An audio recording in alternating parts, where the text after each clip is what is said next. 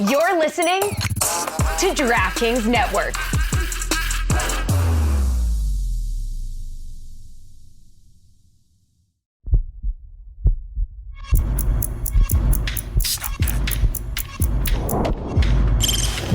Stop that. Stop that.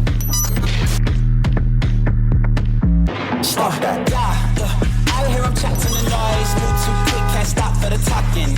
I hear him chat with the walking. Just too sharp with the prize. White girls let it tell me I'm awesome. Yeah, hot like fire on the pan. If you wanna touch my, please use caution. Cold like 0 degrees. I'm out the cage, gotta let out the beast. Revolutionary, gotta let out the streets. Locked in a cage, I'ma let out the sheets. We came for one man, forget my peace. You take the west, I'll take on the east. I'ma put him in the cage, never let out the. I hear him chat to the noise. Move too quick, can't stop for the talking. I hear him chat with the boys. Man so tough when mans keep walking, yeah. Just too sharp with the prize. White girls, let it tell me I'm awesome, yeah. Hot like fire on the pan. If you wanna touch my, please use caution. Stop that. Stop that. Stop that.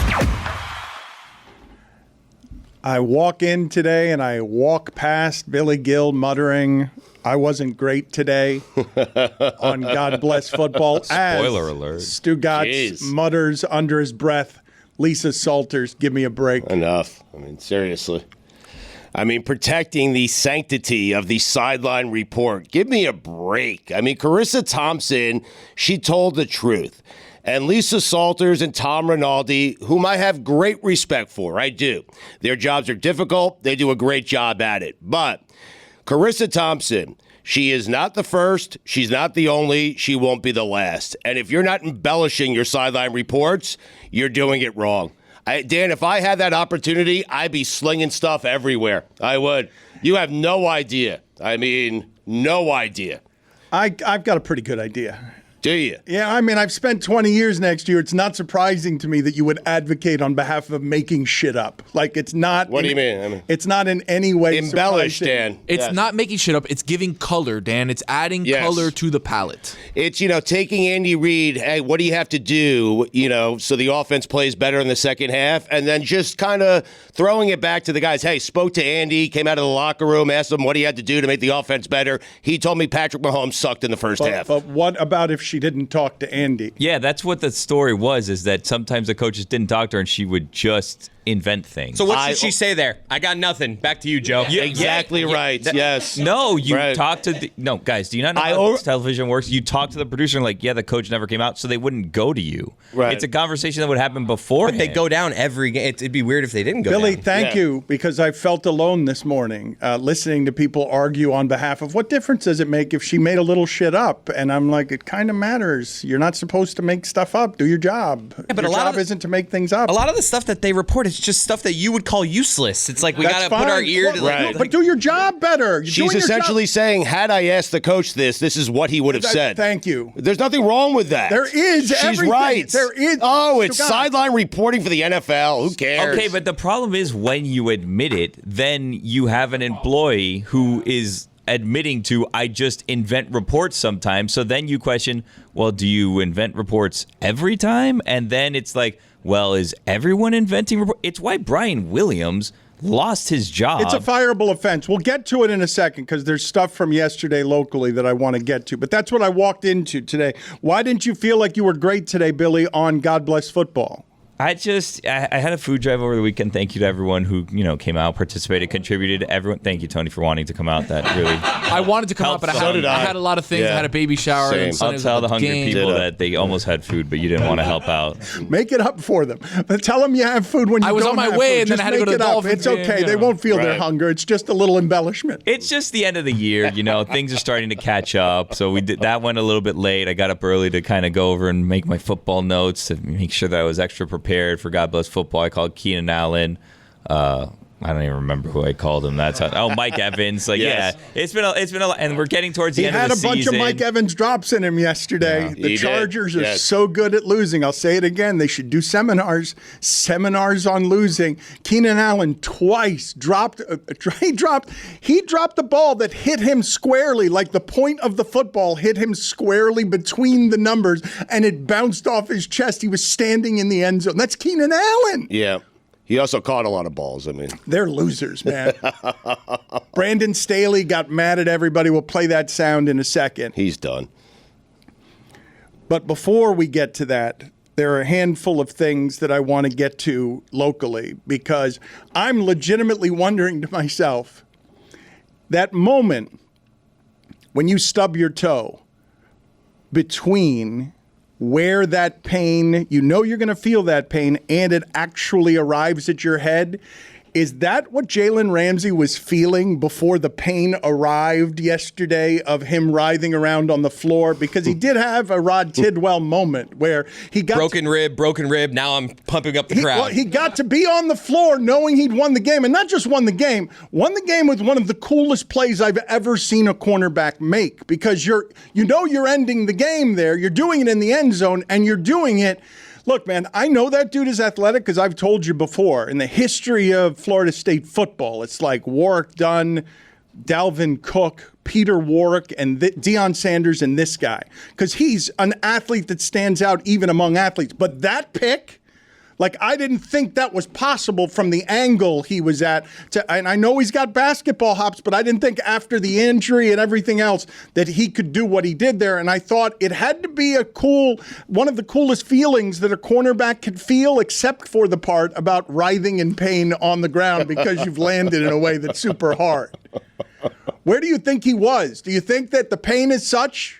You're trying to catch your breath. That only happened to me once, and no one taught me what it was to lose your breath, so you can imagine your panic. I fell off a swing set. I was 43 years old. No one had taught me as a kid what it's like to get the breath knocked out, or get the wind knocked out of you. So imagine the panic that sweeps over you before anyone has taught me that I'm on the ground writhing for my breath.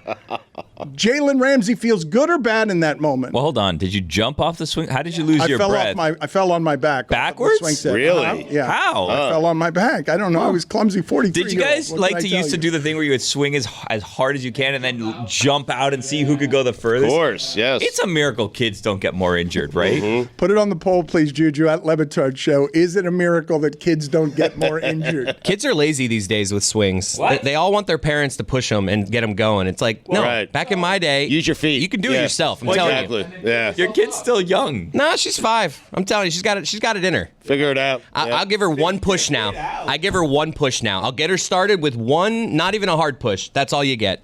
She wants me to push her until she's like the full. I'm like, no, you can do this yourself. Get your butt into it. Get those legs going. Let's go. You're going to miss this. You will. Stugotz, the Dolphins have a couple of impressive things going their way. They're 17-2 at home in their last 19 games. Yep. And this one's rare. You don't often win games when you have that many turnovers. It helps to be better than the other team. Obviously, yesterday, Chicago forced Detroit into 4 turnovers and rushed for nearly 200 yards and still lost the game because they're not as good as Detroit.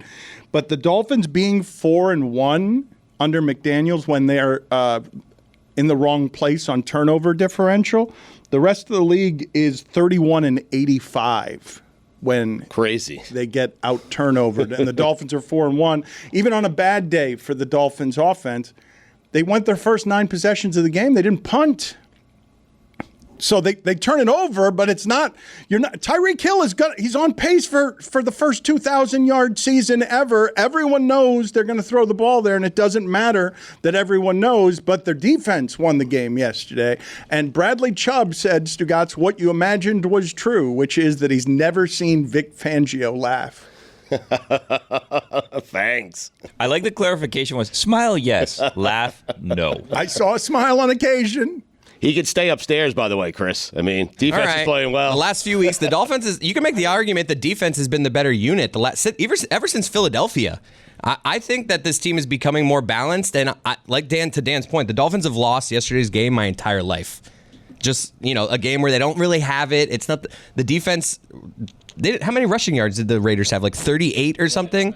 The defense is coming. The offense has regressed a little, but you can't expect the output the Dolphins had early in the season. So if the Dolphins are going to be more complete team, good win yesterday. They've also spoiled a good amount of people that cover the team and fans themselves, because I saw Mike McDaniel kind of get a little testy with someone questioning whether or not they had a good game. He's like, we had 400 yards of offense. These games happen in the NFL, and the Raiders are in good form. That's a good win. Yeah. I like how you say that they've become more balanced and they're doing better defensively since the Eagles game, and the difference is Jalen Ramsey. Those are the 3 games. Yeah. Which is what we kind of said at the beginning. They got to get healthy. It makes a difference, yes. Mike Ryan is right that it's a good win, just because any win is a good win on Sundays with everything you see in that league that you can't explain. I can't explain how the Bears had that game won yesterday and then didn't win. I can't explain how the Rams won that game.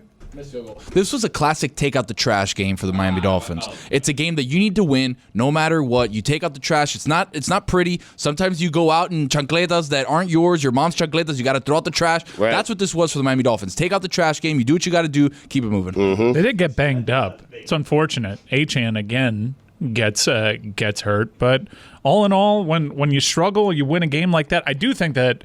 We talked about this last week when talking about Josh Allen. I was surprised to learn that Tua had 8 fumbles entering this Sunday, and dude fumbled again. I'm not sure what's going on there, but tighten that up. He also took a hit to end the half. Whenever he takes a hit and pops up, this is good news for us. It's a good sign, yeah. You do notice all around both professional and college sports. You guys have noticed they can't keep the quarterbacks healthy, right? This is now 2 season-ending injuries for Burrow. The stat, I want to give it to you, Stugotz, because people are pointing this out. What are you laughing about? Well, the Dolphins are playing against Aiden O'Connell, so yes, I understand. That was a good feeling. Yeah. Yesterday, the whole game, just be like, Aiden O'Connell's over there. We're good. Got to get rid of hip drop tackles. It's a plague on the game. They're evil. Where can you tackle at this point? Just a regular tackle. Is that okay? Just grab someone between the numbers by the shoes. If I'm chasing someone, how do I tackle them? Not by the shoelace shoes. tackle. That's too low. Only for a quarterback. Hey, it's Mike here, and I want to talk to you about Miller Lite, because Miller Lite is the perfect beer for all occasions. But as the weather gets a little bit cooler, we get into something that's called football weather. And what goes with football? Miller time. So, you have football weather, you have football, and now you have the perfect beer to complement all these wonderful things coming together. Miller Lite is my favorite beer. It's my go-to. Anytime I'm watching football, it's what I go for immediately. If it's not around, I'm upset that it's not around, and it's only got 96 calories, folks, and 3.2 carbs per 12-ounce serving, with a smooth taste and a crisp, clean finish. You get the taste that you crave without the calories. Make it Miller time all season long. Get Miller Lite delivered right to your door. Visit MillerLite.com/Dan, or you can find it pretty much anywhere that sells beer. Celebrate responsibly. Miller Brewing Company, Milwaukee, Wisconsin. 96 calories and 3.2 carbs per 12 ounces.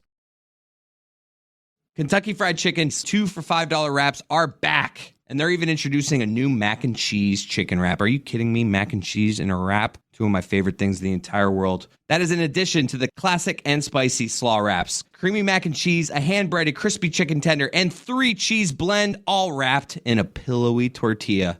God, do I love a pillowy tortilla. Order ahead on the app and cheer on tasty goodness with KFC's 2 for $5 wraps. It's finger looking good. Don Le Batard. This is largely performative, but we need to establish at least some reasonable doubt. Yes, exactly. I'm so done. Peace stories and Stugotz to top everyone with a peace story where he pees more than you do. Stugotz. I always like leaving Dan on time. Because he's so vulnerable, I just unfairly fade down the chickens to just leave him by himself. This is the Don Le Batard Show with the Stugotz. Dov Kleinman writes that Andrew Luck had 115 sacks in 55 games, 115 in 55 games, and retired. Burrow has 148 in 52 games, and now 2 season-ending injuries. I felt bad for Sam Howell yesterday, and he wasn't even the quarterback who was sacked a bunch in that game, even though he usually is, because his body is going to be broken in half. He's going to be only a torso by the end of the season, taking that many sacks. And, man, those camera crews got to Damar Hamlin quick when there was another ambulance on the field during a weird decision Bills game. Was it a weird decision? Yeah, it's a kind of a weird decision. It's just weird, like picturing the production truck of like, all right, find Damar. They showed him Damar. a lot. He was inactive, and they were showing him a good amount. And that Tony Romo and Jim Nantz have gotten good at this part, which is very somberly. This is how it was delivered, and they've gotten good at it. I think they might practice it and might have to. It goes like this. Oh, prayers to him and his family. Oh, such a physical game, Jim. Empty backfield, 2nd and 9. You have Nance practicing that? All of them. I think it comes naturally. I think for Jim. all of the announcers have to go, yeah, Jim can go somber. And Jim switches on the golf guy. He's got a switch under his desk that goes and gets the master's tones. I wonder when they audition for these jobs, they run mock games. And I wonder how often they go through those scenarios. Like, is the training video now like, okay, we'll go to Monday Night Football, Bengals, Bills. Damar Hamlin happens. Have fun. Let's see how you cover this. Wit. I think the next play, Oliver was flagged for a 15-yard roughing the passer. Drove down Zach Wilson into the turf. Drove him right into the turf. My wife looked at me and said, what are they doing? I'm like, in general? She's like, yes. I'm like, it's a violent sport. She's like, they should stop playing it. Such a physical game, Jim. They have thrown in those 3 games, Chris Cody, 13 times to where Jalen Ramsey is. 13 times. There are 5 completions and 3 interceptions. That's what you got him for. He was the mercenary piece that did that for the Rams, and he allows you to gamble on defense. And of course, he's a giant difference maker. You don't pay someone like that unless you expect them to change the way that you play defense, because you don't have to worry. He's not beaten. It can look like he's beaten, but because he's that fast and because he can jump like that, he's not beaten on plays. And he did get beaten plenty with the Rams toward the end. But what you got from him yesterday, you almost got that pick 6, the game that he got back, and 3 interceptions, Stugotz. I mean, he's not that Deron Bland guy from the Cowboys who's got 4 pick 6s. That's crazy. That is nuts. I mean, who's second place? Does anyone have 2? Does anyone else have 2 in the entire league? I'm going to go ahead and say this is not sustainable. How much of that is luck? A lot of it. But there are some dudes that just have a nose for the ball. Yeah. Ramsey's one of them. Yeah. Didn't Diggs start a season this way for them one time? Last year. He had a bunch. Like 2, I think. But 4 has got to be more than you find in entire divisions, and I dare say 4 might be more than you find in a conference. Like, you don't see pick 6s all the time. For one guy to have 4 of them? It's an NFL record. What he's done thus far Tied, is an NFL tied for an NFL record. The most recent defender to have this many pick 6s, 30 years ago, Eric Allen had 4 in a Pro Bowl year for the Philadelphia Good Eagles. player. Ball hawk. Oh, yeah. Shut down. Beautiful eyes, too. Oh, great Gorgeous. eyes. Great people. Gorgeous man. Mm-hmm. Beautiful skin. Blue eyes. Incredible looking man. Yeah. That tends to be what you're going to get with beautiful eyes on a man. But he also smells very good. They're going to be blue eyes. I think. Put it on the Has poll a presence. at Batard Show. If someone is complimenting a human being's eyes, are they usually going to be blue or green? I could get lost in a hazel. Yeah. But it's not black or brown. Just had such a gravitas about him. It was his eyes. Yeah. Yeah. It wasn't a gravitas. He had a gravitas. He did. Yeah. Put it on the It poll. started with the eyes. Yeah, You're right. I met him Ted. once in Bristol, and I was like, if that is a gravitas, I got nervous. What is? Yeah, I got nervous. Put it on the poll at Batard Show. Does Eric Allen have a certain gravitas? at Lebitard Show, because I'm not sure Mike has that right. The other thing that you could be encouraged by if you're a Dolphin fan is even on a bad offensive day. And this part, Stugotz, to me, it's super rare in a sport where you're seeing the defenses climb up. The Browns now have by yardage allowed, the best defense since the Super Bowl 2008 Steelers. Crazy. And on the goal line, you have seen how difficult it is to score in the red zone.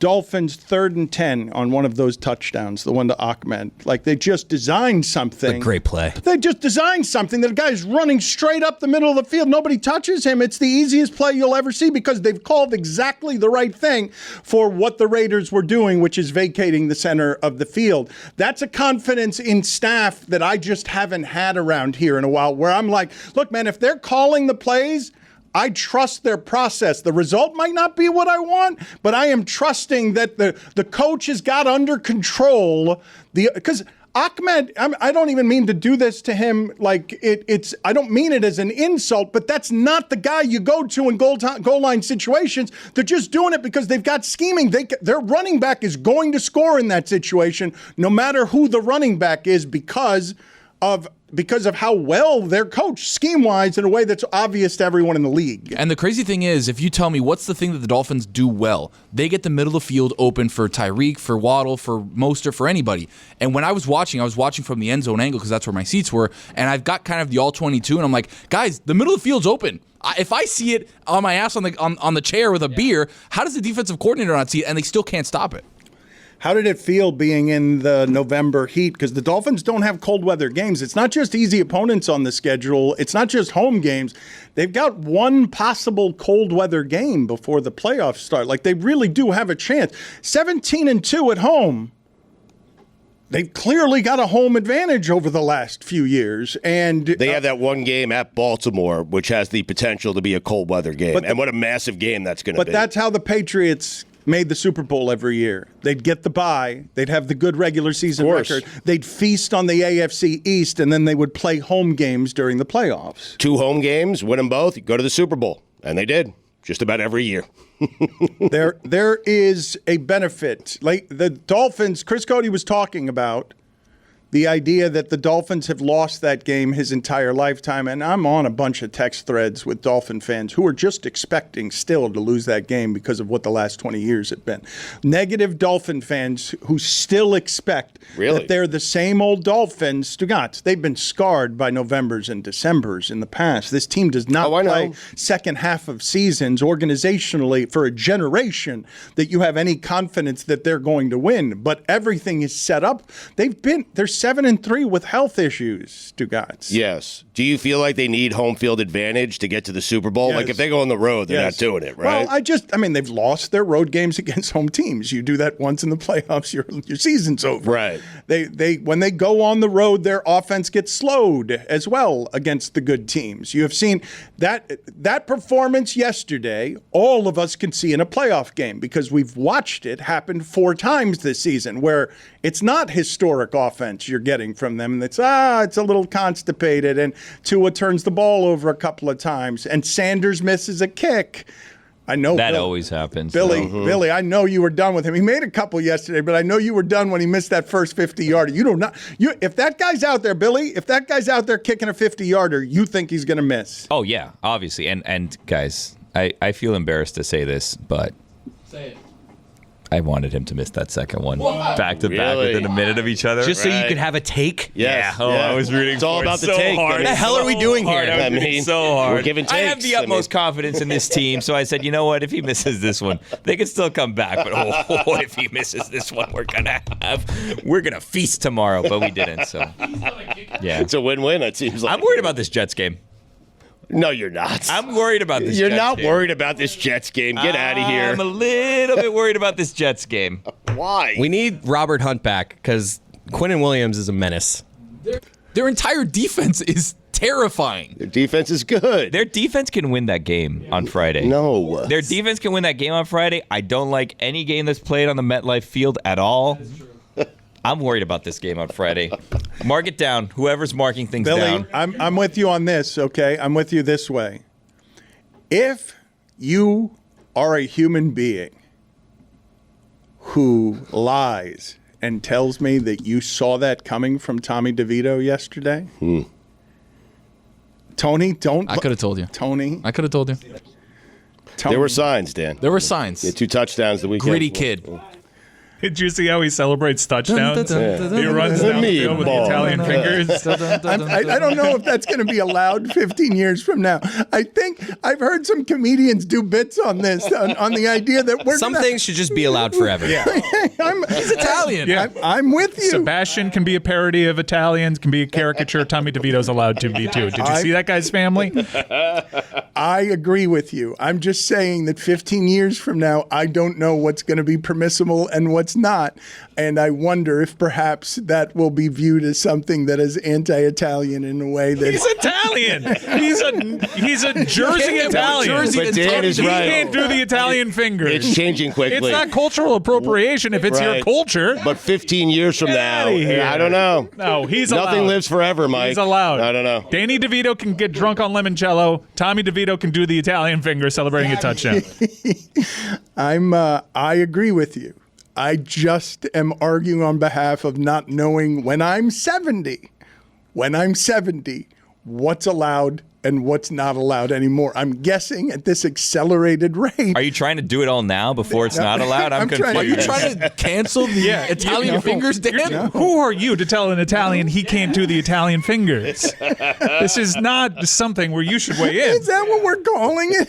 The Italian The fingers. Italian fingers, of course. Is that we're calling it the Italian thing? What else do you call it? I don't know mean, what it's called. You knew what I was talking about. Well, only because I saw That's you a spicy visually. meatball. Yeah. Now that, I don't All right, maybe let's not do that. That is go sit in the penalty box. I think you're fine. 15 years just from trying now. to explain 15 it. years I from mean, now. You're totally fine. 2004. Come on. That spicy meat too. Come on. What are we? What are we doing? 2040. Put him in the Fake penalty outrage. box in 2040. Fake outrage. Zagaki's a champion. Bahamor Hoops Challenge Champion.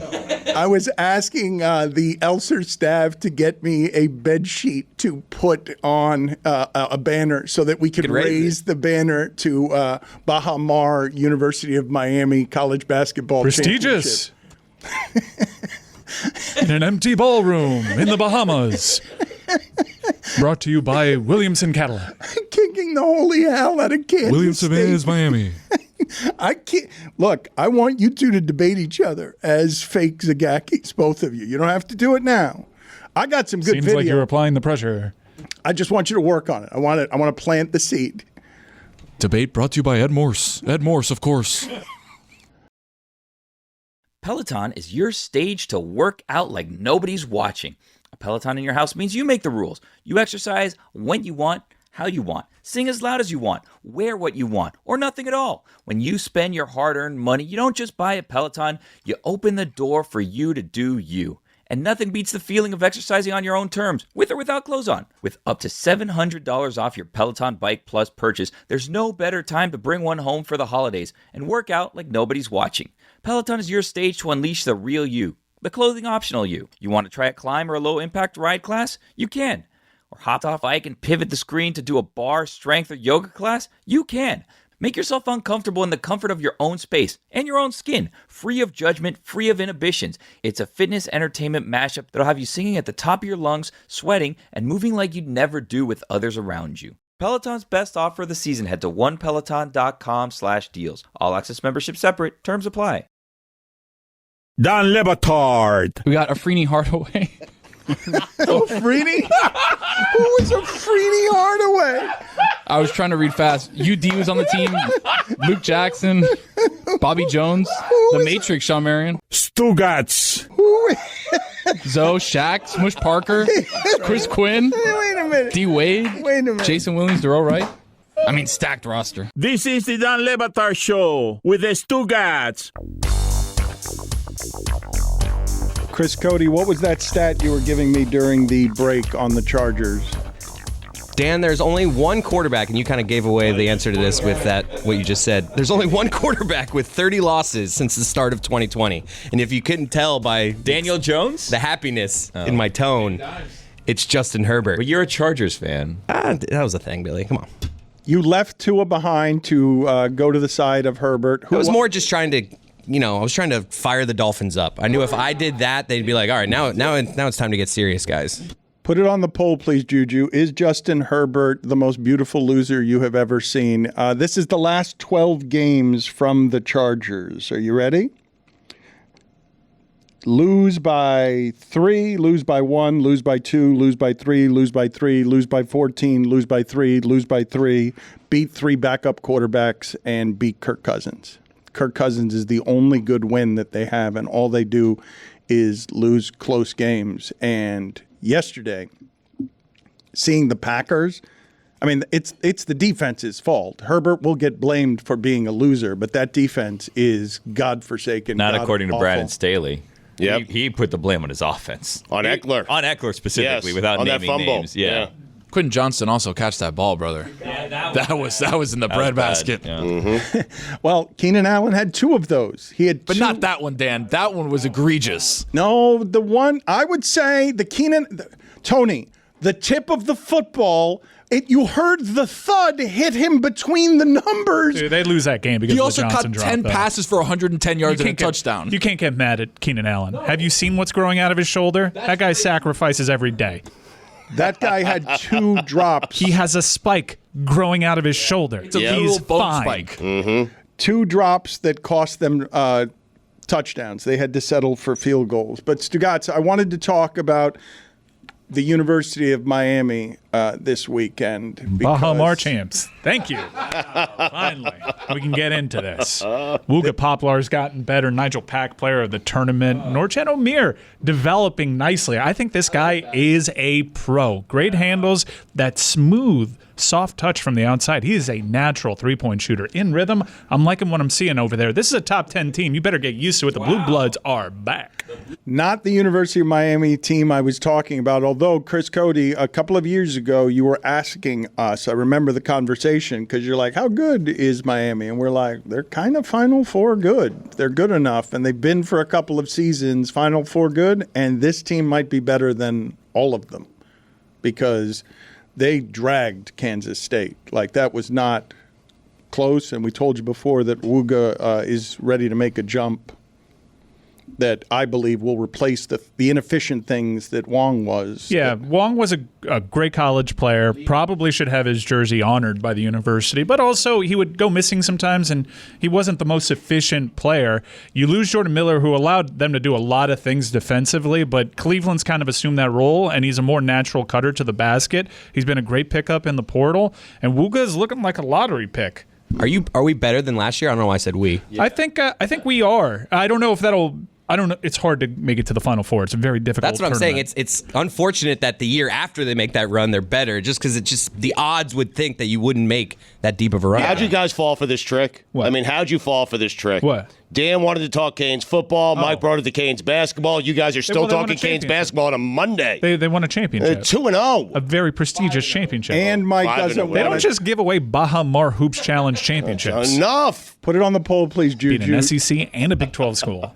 Do they just give away Baja Mar in a ballroom banquet It's championship? a Baja Mar Hoops Challenge. Yeah. How many of those have there fine. been? A couple. They play in the ballroom. Who are the They're previous No, champions? they're more than a couple. They play in the Bahamas every year in a ballroom. Well, at the Atlantis. This is the Bahamar, Dan. This is different Right, level. different. Yeah. Beautiful grounds, level. by the way. It's like the Winnie the Pooh meme, where Bahamas is normal Winnie the Pooh, Baja Mar is Winnie the Pooh in a tuxedo. Stugotz, I want to play for you in a moment some video of Jeff Brom, the Louisville coach. But before we do that, just put up on the screen, please, the Will Manso quote, because they had a chance to beat a top 10 team for the first time since 2017. And Will Manso, who is kind and decent, writes, the Canes fall to 6-5. They were a kneel down away from 5-0. This season hasn't been progress, no matter what Mike Ryan says. Getting talent is one very important thing. Putting that talent in best position to win is pretty important too. And here's the killer sentence. You hate it when the teacher tells you this, the disciplinarian tells you this, an authority figure tells you this. What is it that I'm waiting for, Stugotz? You busy with something? Yeah, I was looking something up. I was, actually. My Canes notes. UCF Sorry. won last year. If you're I had my wondering. Canes notes, Dan. How undisciplined they were. I think you made the up penalty that cost Ryan. him a timeout at the end of the game, all of it. I was looking that up. I apologize. I was not listening to you. I was giving the appearance I was listening to You you. made up that Mike Ryan portion. That was not in the tweet. The sentence that Will Manso gives you at the end that is consternation and filled with worry is has lots of work to do. It was not a penalty, Stugotz, at the end, although there were a couple of penalties. The late game situation, again, was a disaster. I understand taking the timeout to make sure you get your fourth down offensive play right, but I wish they were more organized and didn't need the timeout for that because I don't trust that offense. And what I want in that situation more than anything is options. I don't want one play for the game with that offense and that quarterback. Even on a good offensive day, I don't know why I'm doing the Italian fingers, but Versatile. Careful, you only have 15 years. they call a timeout, Stugotz, on fourth at the goal line, 4th and short. In a game they were able to move up and down the field at will on. And at the end of that game, in calling that timeout, you could have been in a situation where you had a team trying to do something, a program trying to do something it hasn't done before in Louisville, inside its own 5-yard line with 3 timeouts on the road. And because you called the timeout to get your offense right and then failed, and furthermore, had 2 unsportsmanlike calls, 2 of them that affected that Hail Mary fell 3 yards short of the end zone because you're doing dumb shit on unsportsmanlike penalties at the end of games. And this thing is gonna haunt Mario Cristobal until he has a championship season. People are going to indict his teams for this stuff because I expect it from them. You think he's getting to a championship season? He's got 8 years, Stugotz. He's got like they're not going to do. Counting. They're not going to do Jimbo Elliott. Or they're not going to do Jimbo Fisher, rather. You mentioned Louisville, and it's an interesting place to start because they actually won the first Baha Mar Hoops Challenge championship. Mm-hmm. Louisville, you'd agree, is a blue blood. Yeah. Yep. How long ago was that played, that championship? How many years? 2 years ago. 2 years ago. Post-COVID world. It's only a couple. Last year is UCF. Well, this is how you add prestige. You have blue bloods win your tournament, like Louisville, like Miami. Like UCF. Can I play for you? They won a football national championship recently. Frisky little team. Might be a tournament team. Really? 8 seed? 9. Guard play? Let's play for the people because Jeff Brom has been very good. He's been a very good coach. He's paid very well. But I remember, and it's all I remember from his playing career, is this clip from the XFL, Stugotz, after he got annihilated in a game. This was before we knew exactly how much damage football did. This was the XFL, which prided itself on being more violent, more dangerous. He got a concussion as a quarterback, and very soon thereafter, it was a violent hit, and it was just a horrific hit, and he played very soon thereafter. And here's the interview, the XFL interview he gave before going out onto the field. He might as well have gone onto the field wearing a neck brace. Jeff Brom, how in the world are you starting this game tonight after taking that hit just 6 days ago? Well, let me answer that question by asking you 2 questions. One, is this or is this not the XFL? Yes, it is. 2, do I or do I not currently have a pulse? Yes, I do. Let's play football.